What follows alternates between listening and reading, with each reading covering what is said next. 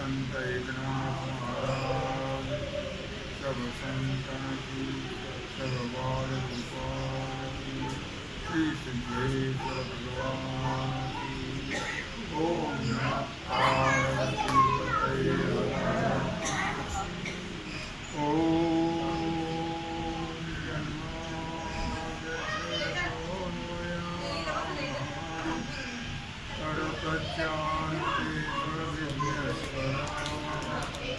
तेने ब्रह्मंदा अभिषोरे मुनिनं शिरस्सूरया तेजो वायुनां यथा निमयो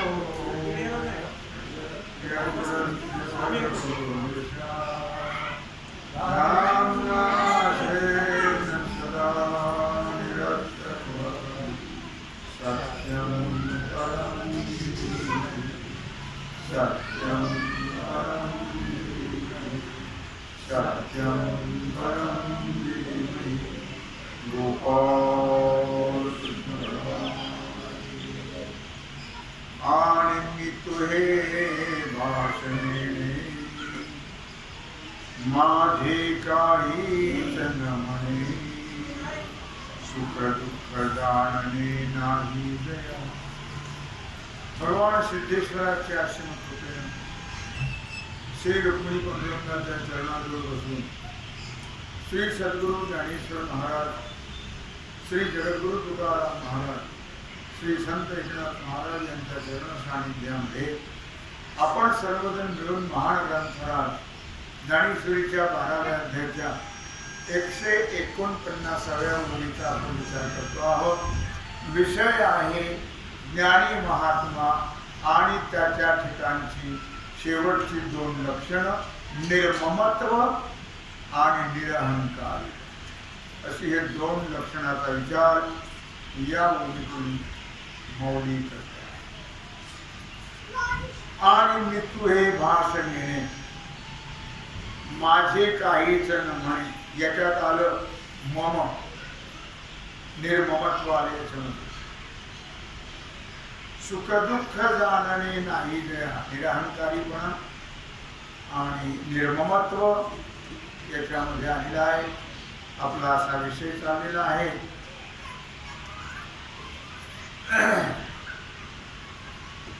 मी माझी ऐशी आठवण आपण ओळीवर सोडलं होतं, विसरले दयाचे अंतकरण, पार्था तो संन्यासी जाण निरंतर। मी आणि माझेपणा, मी माझी ऐशी आठवण, विसरले दयाचे अंतकरण। चिमुटभर आयुष्य मानवत, किती आयुष्य आहे? चिमुटभर। कृतयुगामध्ये 1,00,000 वर्षाचं आयुष्य मानवाला, किती? 1,00,000 वर्ष। त्रेतायुगामध्ये 90,000 कमी झाले, म्हणजे किती झाले? 10,000 वर्षाचं आयुष्य त्रेतायुगात। कलियुगामध्ये 99,000 कमी झाले। द्वापार युगात 1,000 वर्षाचं आयुष्य आणि कलियुगामध्ये 99,900 कमी झाले। फक्त 100 चिमुटभर आयुष्य आहे माणसाचं। पण त्या चिमुटभर आयुष्यामध्ये कितीतरी जीवाची ओढाताण होते, फुकट का फायदा आहे त्याचा? तोटा आहे, तोटा। किती तोटा आहे तो कधीच भरून निघत नाही। मी माझेपणामुळे जीवाला अनंत कोट जन्म मरणाचं दुःख भोगावं लागतं। तसं मी कोणीच नाही, माझं काहीच नाही, तरी पण या परक्याच्या देहाला मी म्हणतो आणि या देह संबंधिताला माझं म्हणतो। मी आणि माझी ऐशी आठवण विषय चाललाय। विसरले दयाचे अंतःकरण, हे विसरायला पाहिजे। मीपणा आणि माझेपणा विसरायला पाहिजे. लक्षात ठेवा. मी माझी आईशी आठवण विसरले दयाचे अंतकरण पार्था तो संन्यासी जाण निरंतर. असं त्याचं झालेलं आहे. विसरलाय तो मीपणा आणि माझेपणा. मेन हे दोन भ्रम आहेत. अहम अध्यास आणि मम अध्यास. हे दोन प्रकारचे फार जबरदस्त भ्रम आहेत.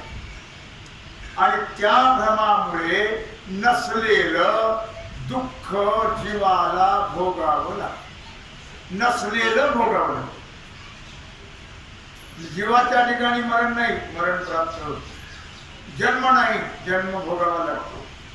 जीवन देखे मरण तुको पाय म्हणतात. जीवाला मरण नाहीये पण मरण भोगावं लागतं. का? मी माझेपणामुळे. लक्षात ठेव. तो अखंड संन्यासी आहे. अखंड संन्यासी.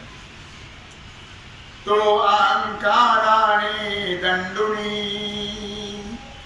सकळ काम सांडुनी. आताची ओवी झाली 5व्या अध्यायातली 20वी ज्ञानेश्वरी. मी माझ्या आईशी अंतकरण. आताची ओवी घेतोय मी ती ज्ञानेश्वरीच्या 2ऱ्या अध्यायातली ओवी आहे. 667 367 सॉरी 367. तो अहंकाराते दंडुनी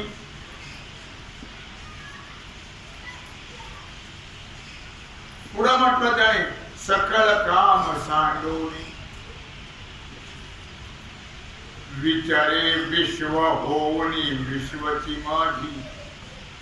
आपणची विश्व झाला तरी भेद भाव सहजशी. मनुष्याने विश्वरूप होऊन जगावं. विश्वरूप होऊन जगावं. माझ्या घराला संकुचित नको. हे विश्वची माझे घर.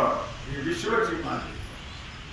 ऐशी मती दयाची स्थिर किंबहुना चराचर आपण जा. अवघड गोष्ट. अहंकाराते दंडुनी.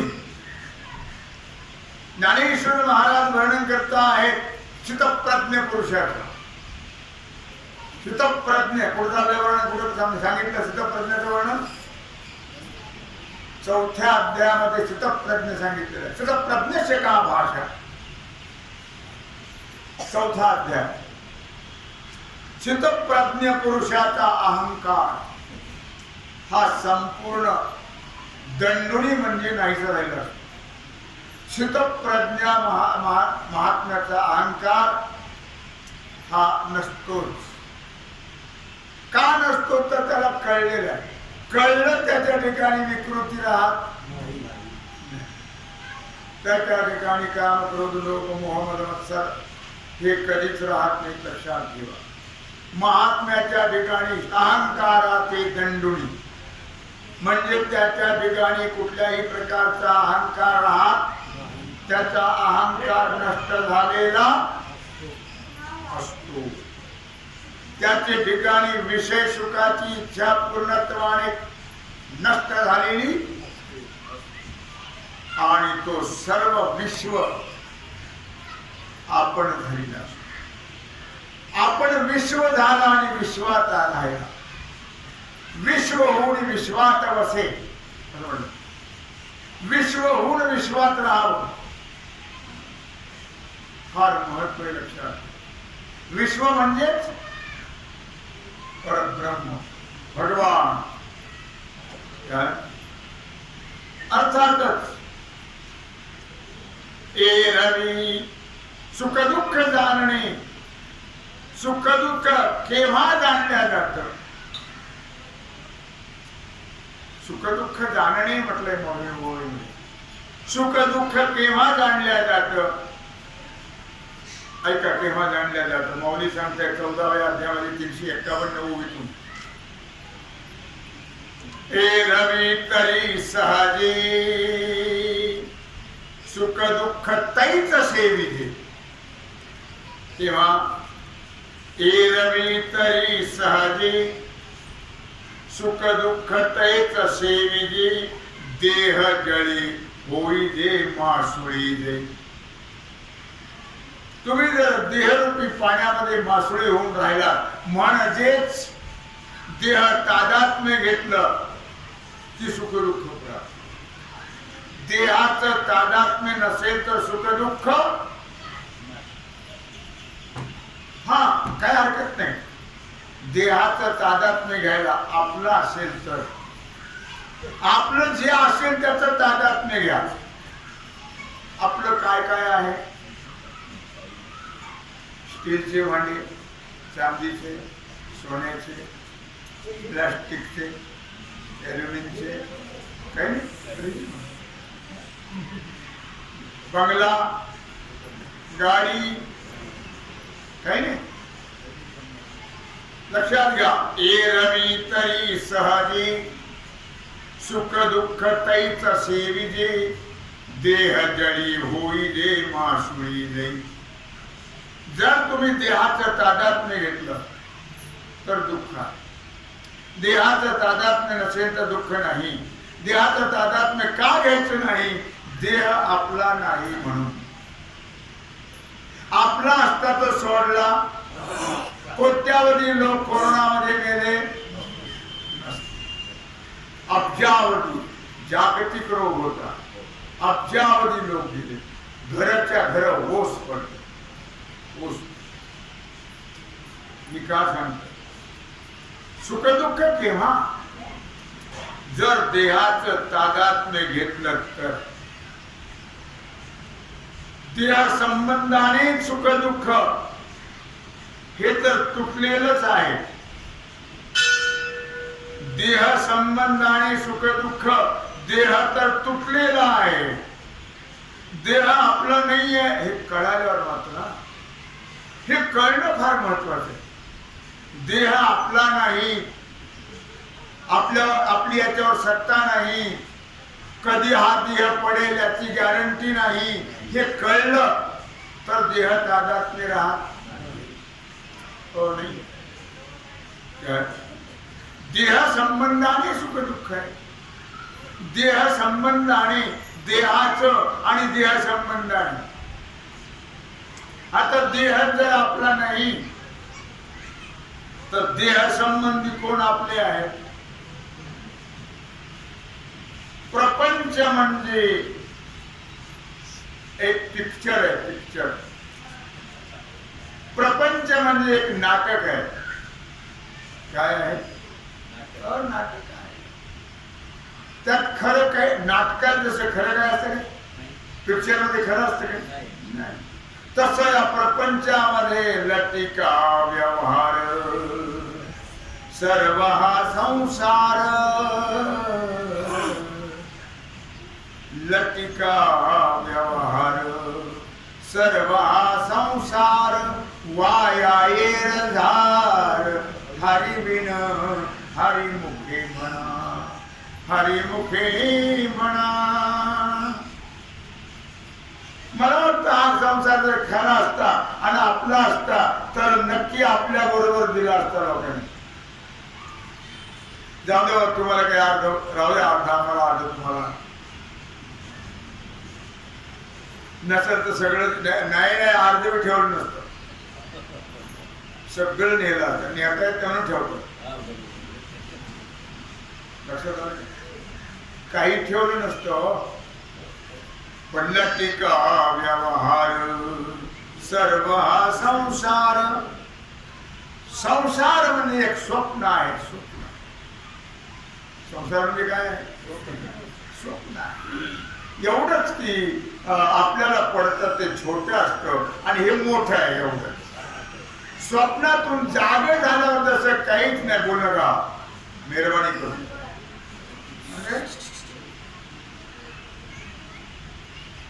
काय लक्षात आलं का तुमच्या? काय सांगत होतो मी? लटिका व्यवहार सर्व हा संसार. ते छोटं स्वप्न पडतं ते आणि हे मोठं स्वप्न आहे. जसं त्या स्वप्नातलं काहीच उपयोगी पडत नाही तसं याही स्वप्नातलं काहीच उपयोगी पडत नाही आणि कोणीच उपयोगी पडत नाही. हे कळून देण्याकरता माऊलीला ज्ञानेश्वरी सांगावी लागली हो. हे तुम्हा आम्हाला कळून देण्याकरता ज्ञानेश्वर महाराजांनी एवढा मोठा प्रपंच केला. ज्ञानेश्वरी केला तरी कळेल की नाही ही शंका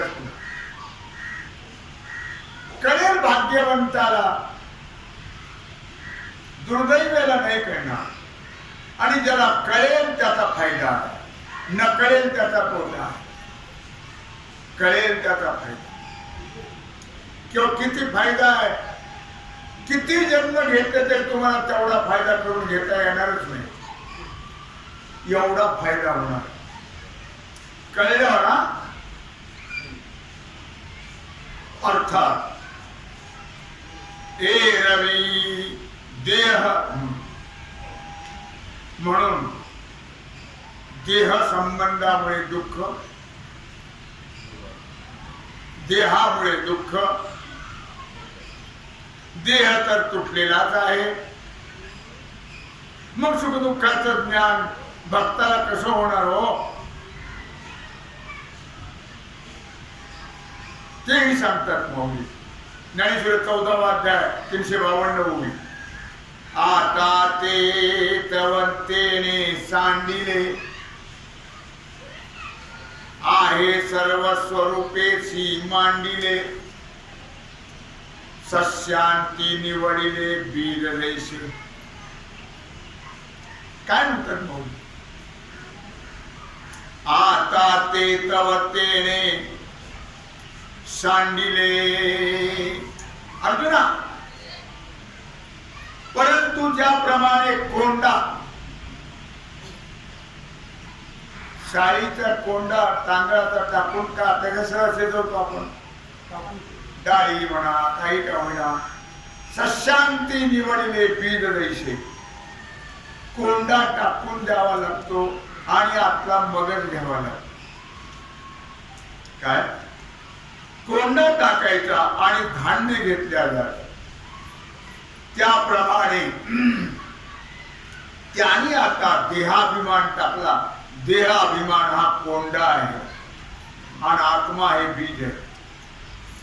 देहाभिमान टाकला आणि आपल्या स्वरूपाशी, मग आत्मस्वरूप म्हणा ब्रह्मस्वरूप म्हणा काय म्हणायचं ते म्हणा, आपल्या स्वरूपाशी ऐक्याला प्राप्त झाले. म्हणून त्यांना सुख दुःख नाही. म्हणून त्यांना सुख दुःख नाही, ते तुटलेलं आहे. कसं होईल त्या भक्ताला सुख दुःख हे कळल्यानंतर? अर्थात ज्ञानोबराय पुन्हा वर्णन करता आहे. 14वा अध्याय पुढची ओवी 353. कावोग सांडोनी गंगा गांग असं म्हणतात. रिघोनी समुद्राचे अंग, निस्तरली लगबग खळाळाची. काय म्हणतात? ओग सांडोनी गांग, गंगा तिचा जो प्रवाह आहे तो प्रवाह सोडून आपल्या स्वरूपाशी एकरूप होते. गंगेचं स्वरूप आहे समुद्र. गंगा कुठून निर्माण झाली? समुद्रापासून. परंपरा आहे जाणून घ्या. आणि पुन्हा ती आपल्या स्वरूपाला जाऊन प्राप्त झाली. आता तिचा आवाज येईल का? धो धो धो धो धो नाही येणार. हरिद्वारच्या जवळ बघा तुम्ही, जरा वरच्या बाजूला काय आवाज आहे गंगेचा. ते दगड खडखड खडखड आणि त्यातून तो प्रवाह चालू आहे. धो धो धो धो धो असा आवाज चालू. आता समुद्राला प्राप्त झाल्यानंतर तो आवाज येईल का? नाही येणार. लक्षात ठेवा. निस्तरली लगबग खळाळाची. तिचा जो प्रवाह आहे तो खळखळ जो आहे ते आता संपून गेलेलं. पण स्वरूपाला प्राप्त झाल्यानंतर, स्वरूपाला त्याच्या पुढची ओवी 14वा अध्याय 354. देवी आपण पाची जया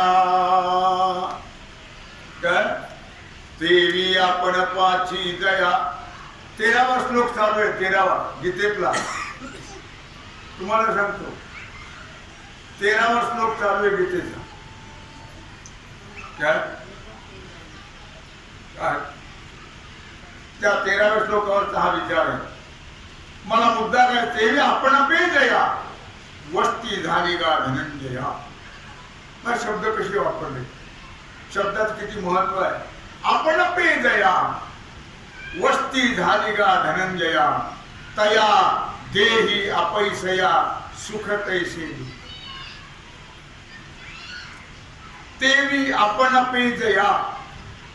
भगवान म्हणतात अर्जुना, या गंगेच्या दृष्टांताप्रमाणे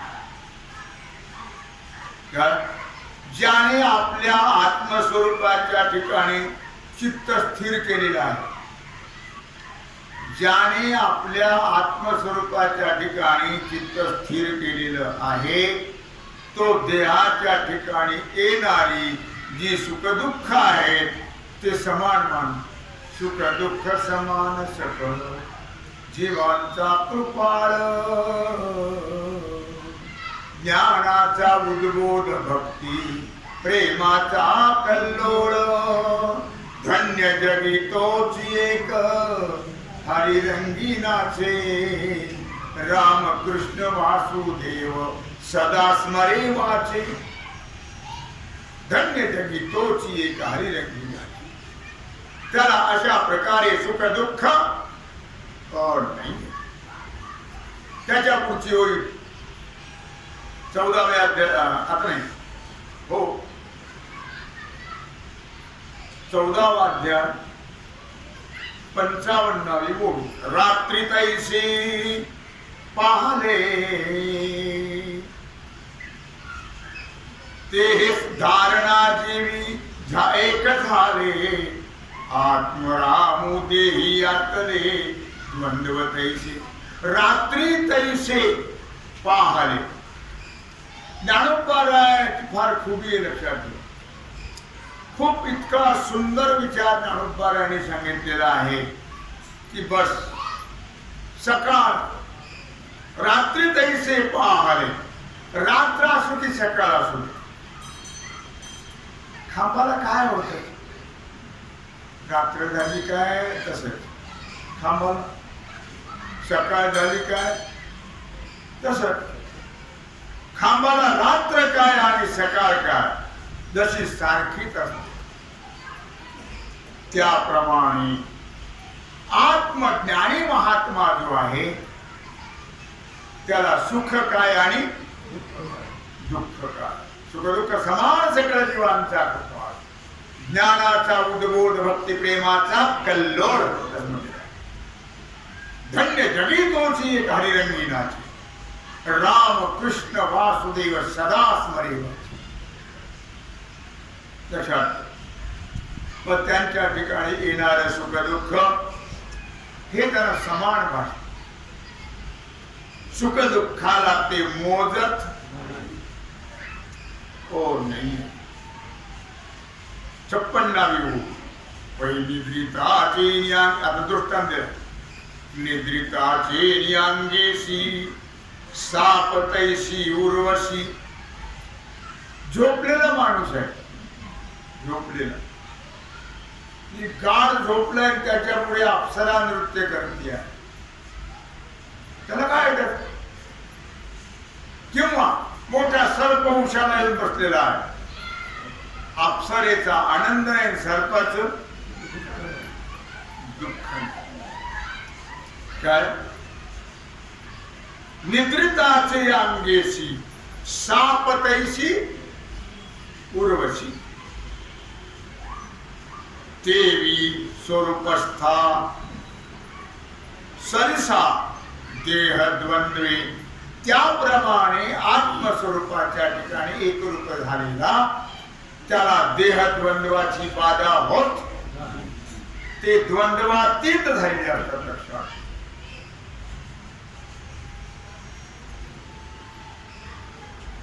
मुद्दा सांगायचा असा आहे. ज्ञानोबाराय करतात त्या जयाचे सुखदुःखाचे अंगे जगतले मानस चेवून निघे विषय पाशी आलिया सेन रिघे हे काय म्हणून जयाचे सुखदुःखाचे अंगे लक्षात घ्या हे कुणाचं वर्णन आहे हे आहे ज्ञानी महात्म्याचं वर्णन कुणाचं वर्णन आहे ज्ञानी महात्म्याचं वर्णन आहे बाकी त्याला सुखही मानतात दुःखही मानतात सुख आलं तर हुरळून जातात दुःख आलं तर कोमेजून जातात सर्वसामान्य ज्यांना कळत नाही ज्यांना ज्ञान नाही त्यांना सुखदुःखाची बाधा झाल्याशिवाय राहत नाही आणि ज्यांना कळलंय यथार्थ बोध ज्यांना झालेला आहे अशा ज्ञानाच्या ठिकाणी ती बाधा होत का होत नाही त्याला ज्ञान झालंय काय ज्ञान झालंय ज्याच्यामुळे सुख दुःख आहे ते मी नाही ज्या देहामुळे ज्या देह संबंधितामुळे सुख दुःख होतं तो देहही मी नाही आणि देह संबंधितही माझे मग सुख दुःख कसं होईल मग मी कोण आहे मी तो सोय परब्रह्म मी तो स्वय आत्मा राम मी तो स्वय परब्रह्म हो मी परब्रह्म आहे मी आत्मा राम आहे म्हणून त्यांना सुख दुःखाची बाधा होत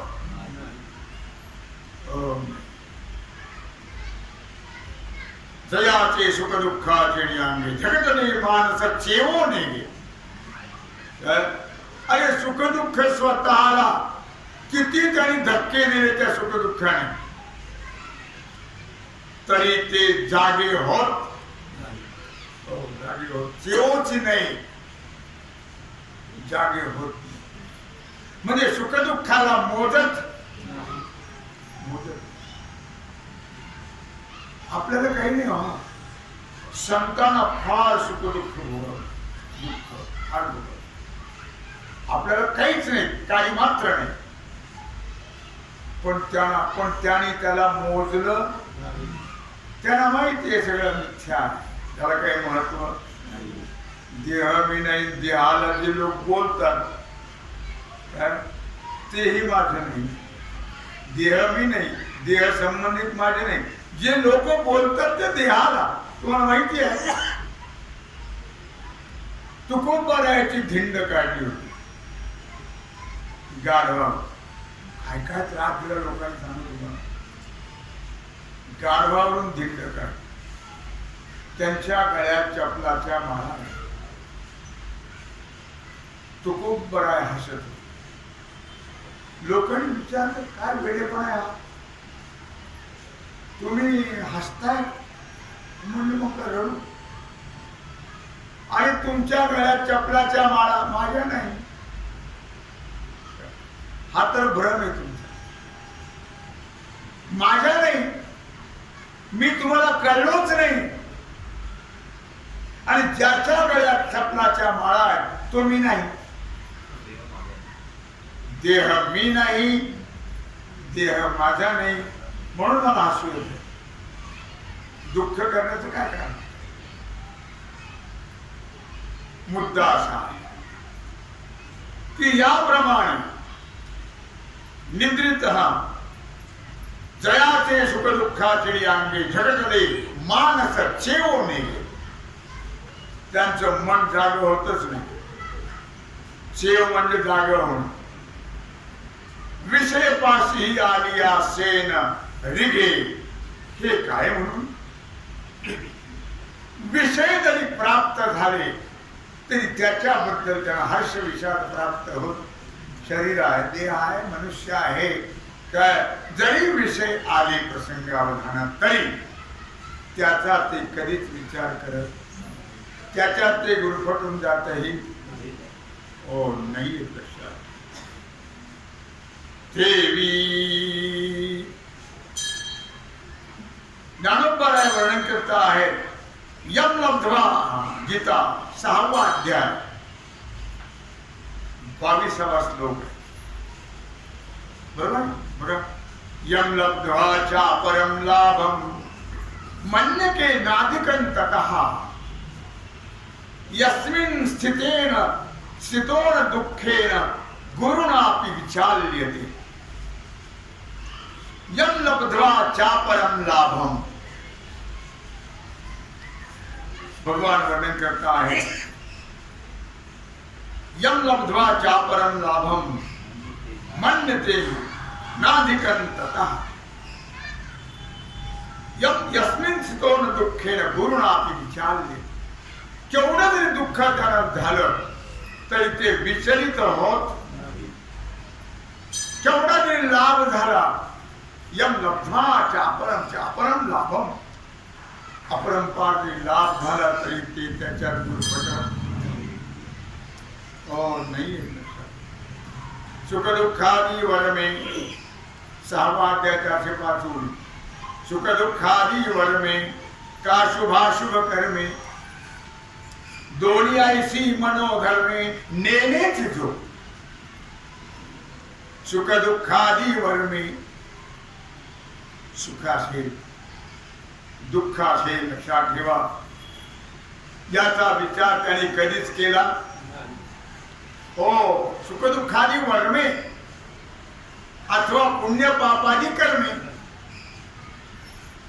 अशी ही द्वंद्व जे आहेत, जो मनाने कधीही समजत नाहीये, मनाने तो कधीही आपल्याकडे घेत नाही. त्यांना निश्चित यथार्थ ज्ञान झाल्यामुळे ते कधीच त्याचा विचार करत नाही. आता शीतोष्णाची वाहणी, 6वा अध्याय 85 ओवी आहे. आता शीतोष्णांची वाहणी तेत सुख दुःखाची कडसणी, ये न समाती काही बोलणी मानापमानाची. लक्षात ठेवा, महत्वाचा भाग आहे. आता शीतोष्णाची वाहणी, माऊली शब्द आहे. शीत उष्ण, आता सध्या उष्ण चालू आहे, शीताची गरज आहे. कधी उष्णाची गरज असते, शीताची गरज नाही. काय शीत उष्ण, थंड आणि गरम असे प्रकार किंवा सुख आणि दुःख द्वंद्व आहे ते, अशी निवड. तसेच हा मान किंवा अपमान अशी समजूत कोणत्या पुरुषाच्या ठिकाणी असते? ज्याच्या ठिकाणी भ्रम आहे त्याच्या ठिकाणी, ज्ञानाच्या ठिकाणी हे द्वंद्व, सुख नाही दुःख नाही, मान नाही अपमान नाही, तथा मानापमान योग. मान करो कोई मुंह पर मारो, मज हेही नाही मज तेही नाही. गेले माना मान तुकोबरानंतर झाले सुखदुःखाचे खंडन. मान अपमान गेला की सुख दुःख संपलं. मान अपमानामुळे दुःख होत. कोणाचा मान कोणाचा अपमान हे कळावं, मग सुख दुःख होणार. सुख दुःख होणार. तुकोबरायणा भंडारा डोंगरावर येताना एका मळ्यावाल्याने मोळी दिली ऊसाची. काय दिली? मोळी दिली. आता सगळ्या गावाला माहिती, खेडेगावात सगळे एक माणसं सगळ्याला माहिती असतात. तुकोबराय म्हणजे काय? भोळा माणूस. पोरा बाबा ऊस दिला, तो बाबा ऊस दिला. सगळी मोळी वाटून टाकली. एक राहिला, मागितलं नाही म्हणून घरी गेले. सांगितलं आवले ऊस एकच आणला नाही. ते प्रामाणिक फार माझ्यासारखा म्हणत हा एकच दिला पण एकच आणला. अगं म्हणलं बावले मुळीभर दिला होता. मुळीभर लेकरं वाढले 8 दिवस खाल्ल्यास काय केलं? आणि म्हणजे बाकीचे लेकर आपले नाहीत का? त्यांनी मागितला, त्यांना देऊन टाकला. असा आवडीला राग आला, तू उसळ घेतला आणि त्याचे 3 तुकडे झाले. राग यावा का आनंद व्हावा? आवडे कशी आणि म्हणजे ऊस मारला पाठीत, त्याचे 3 तुकडे झाले. केवढा आघात झाला असेल विचार करा तुम्ही. विचार करा. उलट आवली कशी आणि 3 तुकडे केले. 1 तू घेऊन 2 पोराला 2. लक्षात आलं तुमच्या? हो. आता शीतोष्णाची या वाहणी, तेज सुखदुःखाची कळसणी, येन समाती काही बोलणी, मानापमानाची. मान का अपमान येतो. ऊस मारला पाठीत, विचार करा. हो हो. आपली काय परिस्थिती झाली असते विचार करण्याची गोष्ट. कारगिलचं युद्ध सुरू झालं असतं. आणि महासिंधू जैसे ग्रीष्मवर्षी सरीसे, इष्टानिष्ट तैसे दयाच्या ठाई. कृषी उभी आहे 6वा आणि महासिंधूचे जैसे 13वा अध्याय 600 उभी. ग्रीष्म वर्षी सरीसे जया, इष्टानिष्ट तैसे दयाच्या ठाई. ज्ञानोबा करता आहे लक्षात ठेवा की अशा प्रकारे महासागर म्हणजे समुद्र, ग्रीष्म आणि वर्षा, उन्हाळा आणि पावसाळा. किती आता पहा, यावर्षी दरवर्षी ऊन वाढतच आहे. इतकी उष्णता वाढली, तळे आटले, समुद्र किती फूट कमी झाला? अजिबात. एवढा जरी उन्हाळा झाला तरी समुद्र कमी होत. आणि किती पाऊस पडला गेल्या वर्षी? किती फूट वाढला? वाढलाच नाही. 1 इंचभर नाही वाढला. फुटाने जर वाढला तर मुंबई हो राहणार. धोका आहे मुंबईला. केव्हा हे असं केव्हा तरी घडणार आहे. चांगल्या करता ज्या गोष्टी होत असतात त्याचे काही ना काही दुःख प्राप्त होत. तळे बांधलेले किंवा मोठमोठे धरणं फार चांगली गोष्ट आहे. पण एक काळ असाही लक्षात ठेवा की महावर्षा होऊन सगळे तळे फुटतील आणि काय होईल त्याचा विचार करा. उगाच त्याची मर्यादा आहे म्हणून. त्याच्या मनात जर आलं ना तो कोरोना, पण त्याच्या मनात आलं तर, त्याच्या मनात आलं तर काय होईल काही सांगता येत. उगी तुम्ही आपली देवाची भक्ती करता म्हणून वाचला तसं नाही. त्याचा अर्थ आयुष्य संपलं, बिचारे गेले, त्याला काही विलाज नाही. अब्जावधी लोक गेले, आपण समजायचं त्यांचं आयुष्य तेवढं होतं.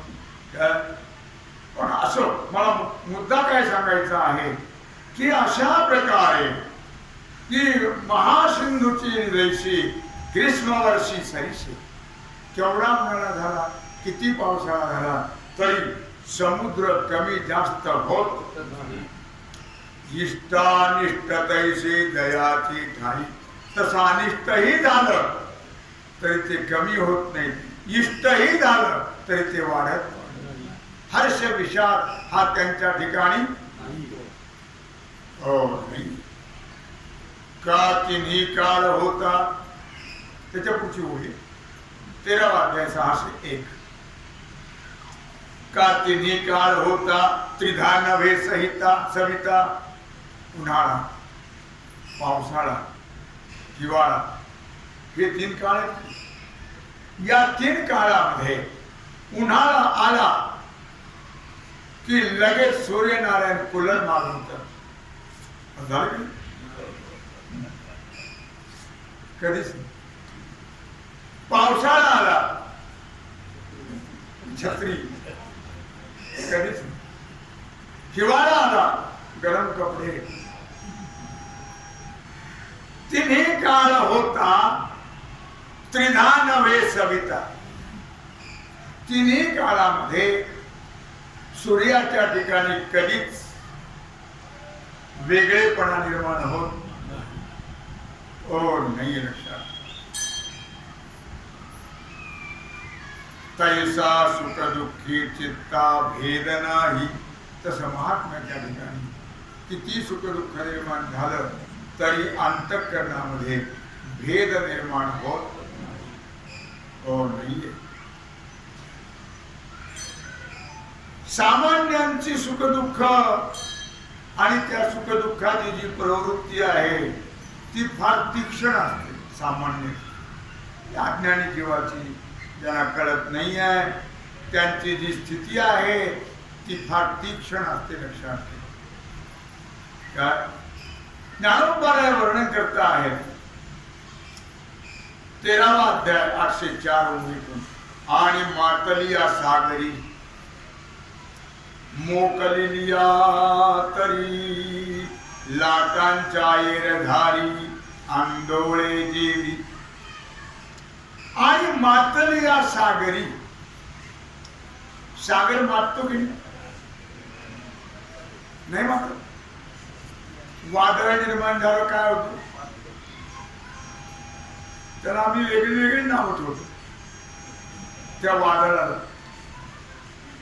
ते जे बोर्ड लावून येत नाही आम्ही त्याला नाव ठेवतो. ज्ञानोबा वर्णन करता आहे. लक्षात ठेवा की अशा प्रकारे मातलिया सागरी उन्मत्त झालेला समुद्र ज्यावेळी वादळ निर्माण होतं त्यावेळी समुद्र उन्मत्त आणि मग इशारा द्यावा लागतो जे समुद्र किनारी राहतात त्यांना सावधान जागा सोडून बाजूला व्हा. त्यांना बिचारायला सगळं सोडून बाजूला जावं लागतं. लाटांच्या एरधारी आंदोळे देवी. लाटांच्या एरधारी आंदोळे. लाटांच्या येण्या जाण्याने एरधारी म्हणजे येण्या जाण्याने झोके खात असतात. त्याच्यावर कोणी बोटी असतील त्याच्यावर नाव असतील काय असतील ते झोके खातात. पण समुद्राला धक्का लागत केवढा वारं झालं आणि काही झालं तरी समुद्र जागेवरच आहे. त्या वादळाने त्या वाऱ्याने पाण्यात विकृती होत असेल पण समुद्राला कुठला धक्का तो आहे तसाच. त्याप्रमाणे देवी प्रिय वस्तू पावे आणि सुख दुःखे उंचावे. मनासारखी गोष्ट झाली. आवडती वस्तू मिळाली म्हणजे खूप हरकून जातो त्यात खूप आनंद होतो. तैसाची अप्रिय असावी तळवट घे. किंवा मनाच्या विरुद्ध घडलं तर गोम्याजून जातो. हे सामान्याची स्थिती आहे. महात्मा हरकूनही जात नाही आणि कोमेजूनही जात नाही की त्याला सुख दुःख समान आहे म्हणून त्यांच्यावर कुठल्याही प्रकारचा परिणाम होत नाही. विषय चाललाय आपल्या लक्षात ठेवा. आणि मी तुहे भाषणे माझे काहीच न म्हणे सुख दुःख जाणणे नाही देणार. या सगळ्यातून त्यांनी काय उदाहरण दिलं की महात्म्याच्या ठिकाणी कसेही प्रसंग आले तरी त्यांना सुखही नाही आणि दुःखही नाही. ते द्वंद्वातीत झालेले असतात. त्याचं नाव संत, त्याचं नाव भक्त, त्याचं नाव ज्ञान. अशा प्रकारे झालेली सेवा भगवत चरणी समर्पित करून राहिला जो सेवेचा भाग आहे तो आपण पूजा. कुंडली श्री ज्ञानदेव. ओम नमः पार्वती पतये. हरे हर हर